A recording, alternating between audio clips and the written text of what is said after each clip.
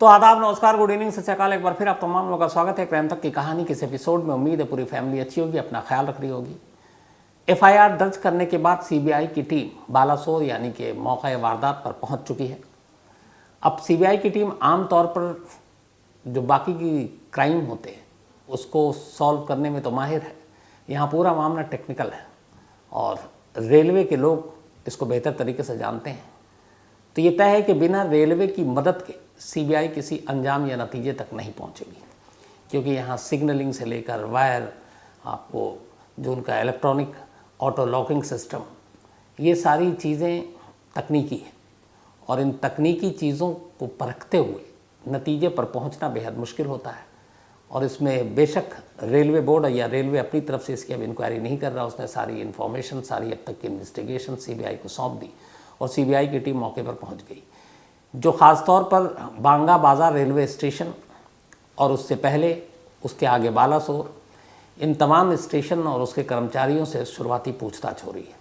और अभी तक की जो मेरी जानकारी है वो बेसिक यही है कि जो रेलवे ने शुरुआती इनपुट दिया है उसके हिसाब से कहीं ना कहीं जो पॉइंट है, जो सिस्टम है रेलवे ट्रैक पर लगा हुआ, उसके साथ छेड़छाड़ या कुछ मैनुअली रेलवे स्टाफ की गलती अपनी, वो इस हादसे के लिए जिम्मेदार है।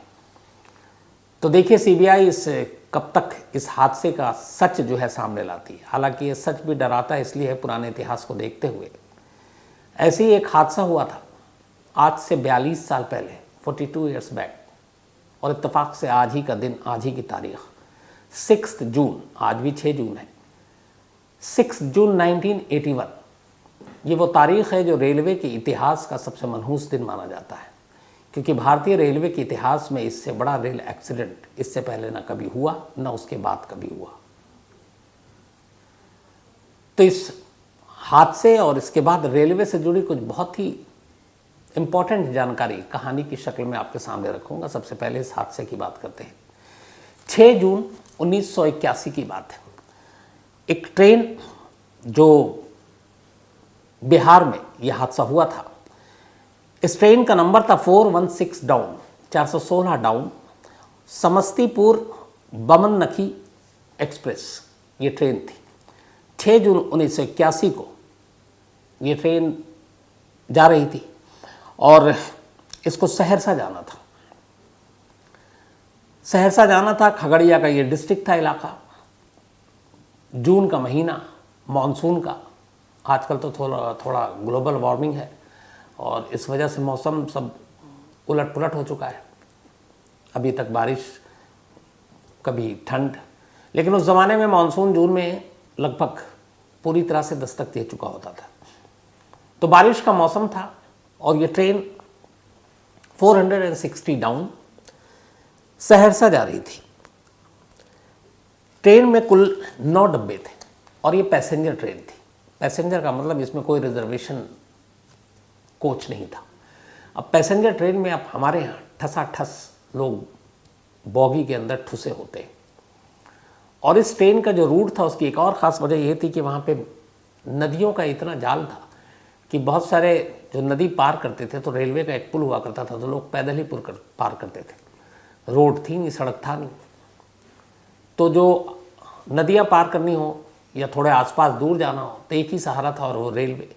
और ये एक पैसेंजर ट्रेन तो हर छोटे से छोटे स्टेशन पर रुकती, मुसाफिरों को उठाती और आगे ले जाती।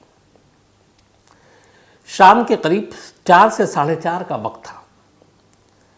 ये ट्रेन बदलाघाट एक रेलवे स्टेशन है, वहाँ से चली और इसका अगला स्टेशन था धमारा घाट। धमारा घाट इसको अगले 7 से 8 मिनट के अंदर पहुँचना था। लेकिन जैसे ही बदला स्टेशन से ये ट्रेन चली, अचानक तेज़ आंधी चलने लगी, ज़ोरदार बारिश होने लगी। अब ये ट्रेन जो है पैसेंजर ट्रेन है। पैसेंजर ट्रेन अगर आप लोगों ने देखा तो उसमें शीशे वीशे तो होते नहीं। एक मुझे याद है एल्युमिनियम या लोहे का ही एक विंडो हुआ करता था और बीच में खिड़की के 3-4 लोहे के रॉड, तो वो एल्युमिनियम या लोहे का वो खिड़की है, पर्दा, उसको लोग गिरा दिया करते थे सर्दियों में, बारिश में। तो जब बदलाघाट से ये ट्रेन चली, अचानक मौसम बिगड़ा, तेज़ आंधी, तेज़ हवाएं और उसके बाद बारिश शुरू। अब बारिश का पानी जो है ट्रेन की बॉगी के अंदर, तमाम मुसाफिरों ने खुद को बचाने के लिए सारे जो विंडो थे वो गिरा दिए ट्रेन के, और बहुत तेज़ आंधी चल रही थी। इसी दौरान में हुआ ये कि अब ये ट्रेन अचानक बागमती नदी के ऊपर एक पुल है, उस पुल पर पहुंच चुकी थी, और ये पुल नंबर था 51। बागमती एक नदी है बहुत ही वहाँ पे मशहूर। तो तेज़ हवाएं, आंधी, बारिश, लोगों ने खिड़कियाँ बंद कर ली, हवाएं बड़ी तेज़ चल रही थी। तब कहते ये हैं कि हुआ ये कि जब हवा की रफ्तार तेज़ थी और ट्रेन के अंदर की सारी खिड़कियाँ बंद, क्रॉस वेंटिलेशन मिला नहीं, तो एक तरफ से हवा की थपेड़ों ने उस ट्रेन को धक्का दिया और ट्रेन सीधे नदी में जाकर 9 इसके जो डब्बे थे वो गिर गए। नदी में उफनता हुआ पानी था क्योंकि मानसून का महीना और नदी गहरा। हाहाकार मच गया। शाम करीब 4, साढ़े 4 का वक्त था। आसपास के बहुत सारे लोगों ने इस मंज़र को देखा क्योंकि वहाँ से लोग गुजरते भी थे। इसके बाद अब उस जो बॉगी है ट्रेन की वो सब नदी के अंदर। थोड़ी देर के बाद खबर इधर उधर फैली, उसके बाद बचाव टीम पहुंची। कहते हैं अगले कई हफ्तों तक उस नदी में बचाव टीम ने काम किया। नदी के अंदर घुसकर ट्रेन के डब्बे को काटना, उसमें से फंसे हुए मुसाफिरों को निकालना। 1-2 बार तो कोशिश ये हुई कि डायनामाइट से ही ट्रेन को उड़ाकर बाकी चीज़ें निकाली जाए, क्योंकि अब लोगों के जिंदा मिलने की उम्मीद कम थी। लेकिन अगले 30-40 दिनों तक उस नदी से लाश मिलती रही। शुरुआत में रेलवे ने कहा कि करीब 300 लोगों की मौत हुई, फिर ये फिगर 800 तक पहुंचा। अब यहाँ पे गड़बड़ ये थी कि चूंकि ये रिजर्व कोच इसमें एक भी नहीं था, ये पैसेंजर ट्रेन थी, तो अब कितने मुसाफिर सवार किसी को नहीं मालूम। और उस वक्त ऐसे बहुत सारे लोग बिना टिकट भी सवार होते हैं, कई एक एक स्टेशन पर उतर जाते हैं। लेकिन हमेशा ये ट्रेन जो है ये खगड़िया तक जाने वाली एक लौती ट्रेन थी उस वक्त, तो इसलिए इसमें ज़्यादा भीड़ हुआ करती थी। तो जो चश्मदीद, उनका कहना है कि 9 के 9 डब्बे खचाखच भरे हुए थे। 72 तो वैसे ही होते हैं 72 एक डब्बे में, लेकिन एक एक डब्बे में कहते हैं कि मतलब 200, 300, 350 लोग सवार थे। तो रेलवे आखिर तक यही बोला कि शायद 800 है, लेकिन जो चश्मदीद है वो उन्होंने माना है कि इस ट्रेन हादसे में करीब 3000 लोगों की मौत हुई, 3000। इसके बाद इसकी जांच सौंपी गई, जांच चलती रही, लेकिन आज तक ये सच्चाई पता नहीं चली कि इस ट्रेन का हादसा क्यों हुआ। सिर्फ 2 चीज़ें सामने आई। पहली कि उस शाम बहुत तेज़ हवा चल रही थी, हवा के थपेड़ों ने विंडो चूँकि बंद थी, सारे बॉगी के लोग बारिश से बचने के लिए उन्होंने खिड़कियाँ बंद कर दी थी, क्रॉस वेंटिलेशन मिला नहीं, और एक तरफ से आई हवा के थपेड़ ने ट्रेन को धक्का देकर दूसरी तरफ गिरा दिया। इतनी तेज़ रफ्तार हवा चल रही थी। एक थ्योरी ये थी। दूसरी थ्योरी ये थी कि जब ये ट्रेन बदला घाट से चली और अगला स्टेशन धमारा घाट था, उसके बीच में ये बागमती नदी पर ये पुल था, तो जैसे ही पुल से पहले ही आंधी और ये बारिश शुरू हो चुकी थी, बहुत तेज़ हवाएं चल रही थी, पटरी भी गीली थी। कहते हैं ड्राइवर ने अचानक ब्रेक मारी। ड्राइवर ने ब्रेक मारी, ब्रेक मारने की वजह से तेज़ पटरी से गाड़ी उतर गई। अब वो एक पुल, उसके बाद वो सीधे नदी में। अब ब्रेक मारने के लिए कि पुल के ऊपर अचानक ब्रेक क्यों मारा, तो उसकी कहानी ये बताई गई कि ड्राइवर को अचानक पटरी पर कुछ भैंस दिखाई दे गई, और उन भैंसों से गाड़ी को टकराने से बचाने के लिए ड्राइवर ने ब्रेक मारी। लेकिन बारिश हो रही थी, ट्रैक गीला था, और ज़ोरदार ब्रेक की वजह से ट्रेन का बैलेंस बिगड़ा, ट्रेन डिरेल हुई और सीधे नदी में जाकर सारे उसके कोच जो 9 डब्बे थे वो गिर गए। बस ये 2 चीज़ें हैं। लेकिन इसमें से कंक्रीट क्या था, फाइनली ये एक्सीडेंट क्यों हुआ, तमाम अलग अलग इंक्वायरी हुई। लेकिन आज 42 साल हो चुके हैं, 42 ईयर्स, और इत्तेफाक से आज ही का दिन 6 जून 1981 था वो, आज 6 जून 2023 है। इस देश के सबसे बड़े हादसे का क्या सच था वो किसी को नहीं मालूम। इत्तेफाक से आज ही का दिन था, इसलिए कहानी इसलिए आपको भी सुनाई, क्योंकि अब उसके बाद अगर हम देखें तो ये जो हादसा हुआ है बालासोर में, जिसमें करीब 278 लोग अभी तक ऑफिशियली रेलवे ने बताया है, इस हादसे का जिम्मेदार कौन है, क्या इसका सच कभी सामने आ पाएगा? इंसानी गलती है, मशीन की गलती है, तकनीक का फेलियर है, लापरवाही है, साजिश है, क्या है? क्या ये कभी सामने आ पाएगा? 42 साल का पुराना इतिहास डराता है कि मालूम नहीं इस कहानी का भी सच कभी सामने आएगा कि नहीं। इसके बाद इससे बड़ा रेल हादसा जो हुआ था वो एक श्रीलंका में हुआ था। वो अब तक का वर्ल्ड का सबसे बड़ा रेल हादसा कहते हैं। हालांकि इसलिए अगर कायदे से देखें तो इस हादसे को जो बागमती नदी के ऊपर हुआ, चूँकि ऑफिशियल डेटा हमेशा 800 रखा गया, लेकिन चश्मदीदों के हिसाब से 3000 लोग मरे थे, तो 800 के हिसाब से ये नंबर 2 हो जाता है। और अगर 3000 के हिसाब से देखें तो पहले नंबर पर पूरी दुनिया में ये सबसे बड़ा रेल हादसा है। इससे बड़ा जो हादसा हुआ था वो श्रीलंका में हुआ था। और श्रीलंका में जब सुनामी आई थी, उस सुनामी के दौरान सुनामी की लहरों में एक ट्रेन पता नहीं कहाँ समंदर में उसको बहा कर ले गई, और उस ट्रेन में करीब 1700 लोग कहा जाता है कि उसमें उनकी जान चली गई। तो इससे बड़ा ये रेल हादसा श्रीलंका का माना जाता है, जो सबसे बड़ा रिकॉर्ड पर। लेकिन अगर चश्मदीदों को गिनती के हिसाब से चले तो शायद बिहार का ये हादसा नंबर 1 पायदान पर है मौत के मामले में। अब आगे आपको रेलवे के बारे में बहुत सारी वो चीज़ें जो शायद आप तक नहीं पहुंची हों वो बताऊं। उससे पहले बस एक छोटी सी जानकारी कि कुकू FM ऐप पर भी इस तरह की तमाम चीज़ें हैं, ऑडियो बुक में आप सुन सकते हैं। और उसमें यही एक है भोपाल गैस ट्रेजेडी। ये भी एक हादसा था, एक अजीब हादसा, जब एक गैस निकला और रात को सोए हुए एक शहर के लोगों पर मौत बनकर टूटा, सैकड़ों लोगों की मौत हो गई।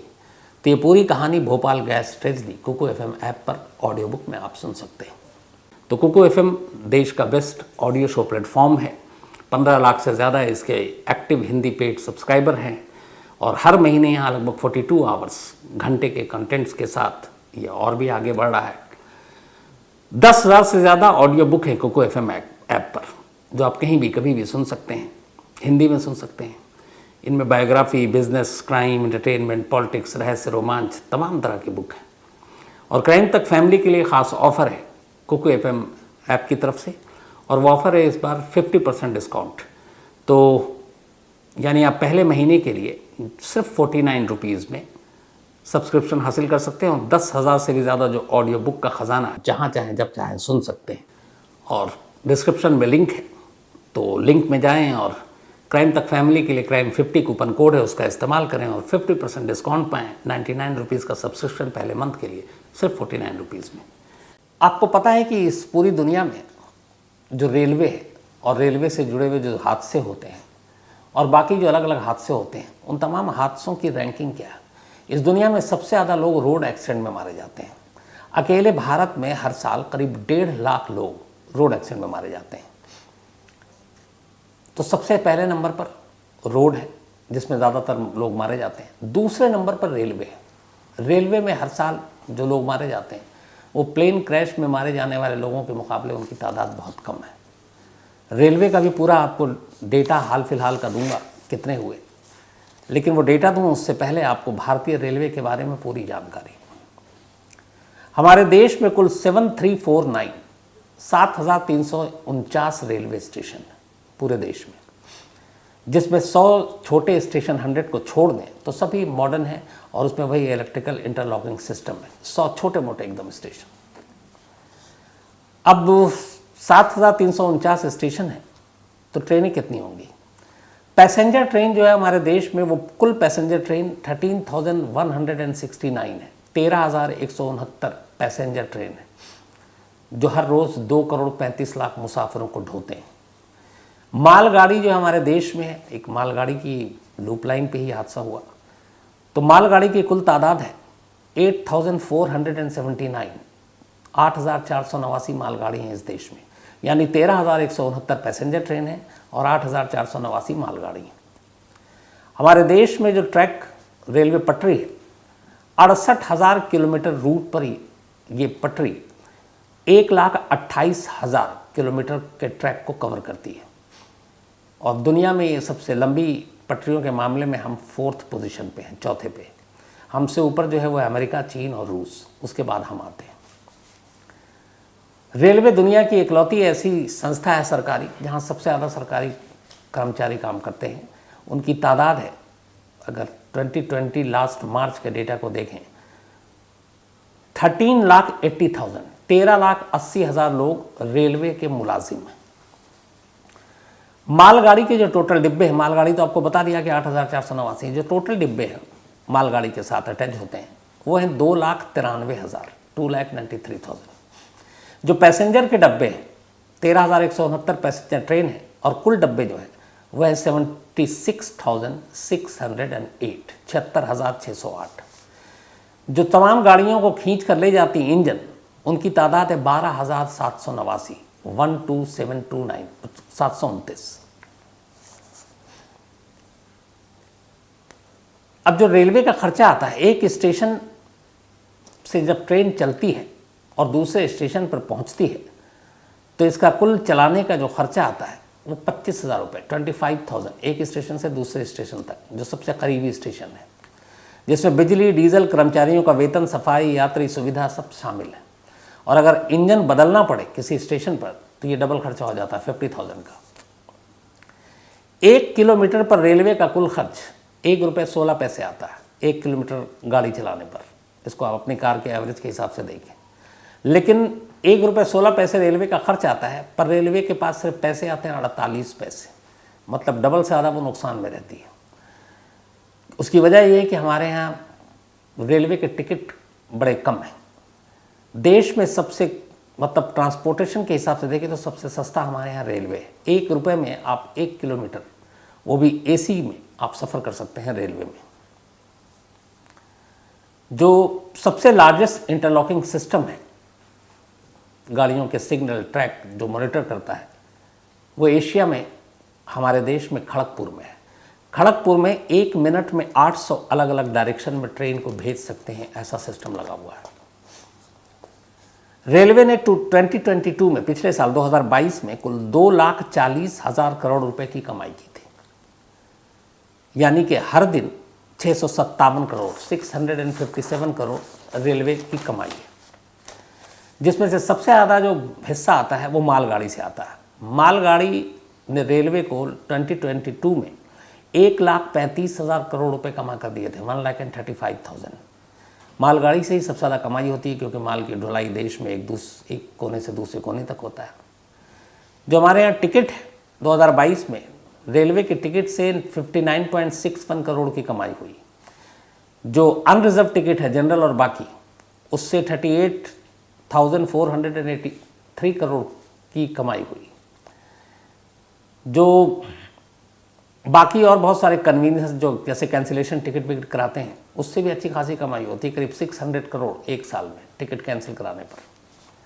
हर साल 50,000 पैसेंजर ट्रेन लोगों की छूट जाती है। अब इससे अंदाज़ा लगाइए कि जो टिकट करा रखा है उन्होंने, तो वो बच गए। ऐसे में क्या करते हैं कि TT उन बर्थ को किसी और मुसाफिर को देखता है और पैसे भी ज़्यादा लेता है, तो इससे भी डबल प्रॉफिट हो जाता है रेलवे को। हालांकि इसमें कुछ हिस्सा TT भी कई बार करप्शन के साथ अपने पास रख लेते हैं। लेकिन इतनी कमाई करने के बावजूद 2022 में रेलवे 15,024 करोड़ के घाटे में था। रेलवे को जो सबसे ज़्यादा इनकम है आती है, सोर्स जो है उनका इनकम का, वो है rail ticket, platform ticket, ticket cancellation charge. इसके अलावा फिल्मों की जो शूटिंग वूटिंग होती है उससे अच्छे खासे पैसे लेते हैं। मालगाड़ी और स्टेशन और होर्डिंग ऑन शॉप, IRTC जो है इनका, वो भी है। जो सबसे ज़्यादा अपने देश में कमाने वाले रेलवे स्टेशन हैं, क्योंकि हर साल करीब 367 करोड़ लोग सिर्फ नई दिल्ली रेलवे स्टेशन पर आते हैं एक साल में। 367 करोड़, ये लास्ट ईयर का डाटा है।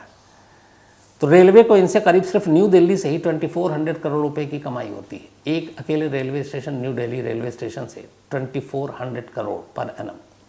दूसरे नंबर पर हावड़ा है, यहाँ से रेलवे हर साल 1330 करोड़ रुपए कमाता है।